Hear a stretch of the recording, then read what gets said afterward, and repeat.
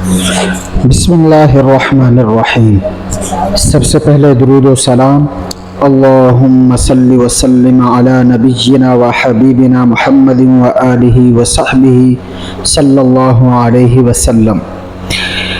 کسی ملک میں ایک ظالم و مغرور بادشاہ رہا کرتا تھا۔ اس نے ایک عظیم الشان محل بنوایا اور اس کی تعمیر پر کافی مال خرچ کیا۔ جب تعمیر مکمل ہو چکی تو اس نے ارادہ کیا کہ میں سارے محل کا دورہ کروں اور دیکھوں کہ یہ میری خواہش کے مطابق بنا ہے یا نہیں۔ چنانچہ بادشاہ نے اپنے چند سپاہیوں کو ساتھ لیا اور محل کو دیکھنے چل پڑا۔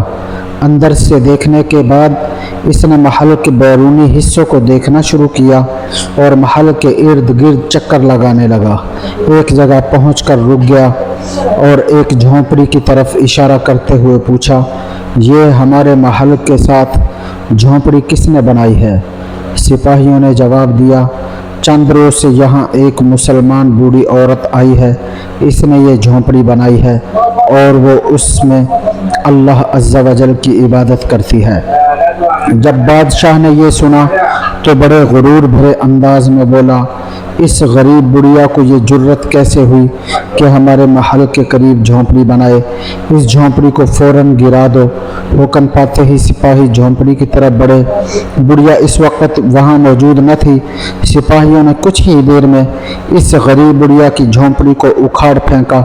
بادشاہ جھونپڑی گروانے کے بعد اپنے دوستوں کے ہمراہ اپنے نئے محل میں چلا گیا۔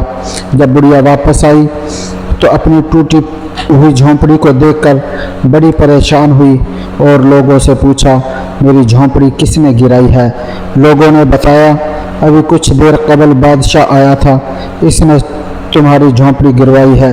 یہ سن کر بڑھیا بہت غمگین ہوئی اور آسمان کی طرف نظر اٹھا کر اللہ عز و جل کی بارگاہ میں عرض کرنے لگی، اے میرے پاک پروردگار، جس وقت میری جھونپڑی توڑی جا رہی تھی میں موجود نہ تھی، لیکن میرے رحیم و کریم پروردگار، تو ہر چیز دیکھتا ہے، تیری قدرت تو ہر شے کو محیط ہے۔